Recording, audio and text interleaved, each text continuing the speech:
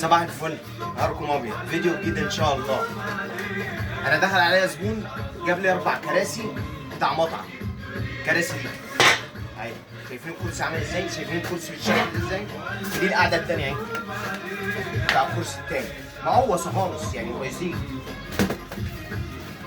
اهو. شايفين؟ قال لي يا باشا انا عايزك تظبطهم. قلت له يا باشا طبعا لازم احط التاتش بتاعي. قلت له يا باشا الكراسي دي عايزه تترمي البحر.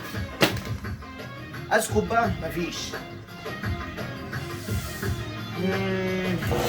هنعمل ايه بقى كده؟ لازم كونتر يا باشا من جديد وسفنج وجلد جديد. طب هو قال لي هات الجلد على دماغك، قال لي هاته بدماغك انت. فانا احترت، قلت له طب عايز اسود ولا بني؟ قال لي عايز بني رايق. خلص الكرسي وريهولي.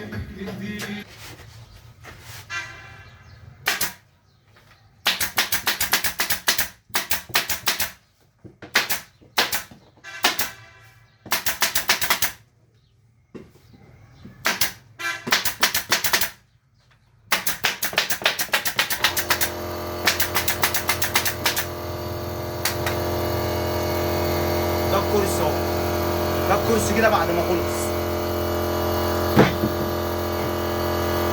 شايفين الفرق؟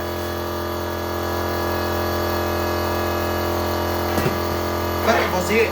شايفين الكرسي؟ ده كان كونتر اهو، كونتر تعبان. شايفين الكرسي عامل ازاي؟ شايفين دلوقتي الكرسي بقى شكله عامل ازاي؟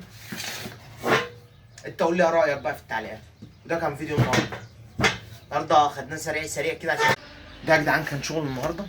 ما رضيتش اطول عليكم واجيب لكم الفيديو وانا بعمل واقطع الكونتر وبجيب الجلد والهري دي. قلت اقصر كده على طول انت فاهم، اجيب لكم الفرق ما بين الجديد والقديم بعد ما بيتعمل. انت قول رايك يا صاحبي. وعايز اقول لاخواتي الناس الشيانه، كل واحد بيسعى هيلاقي. فانت يا صاحبي اهم حاجه ترضى بالقليل قبل الكتير عشان ربك يرضيك.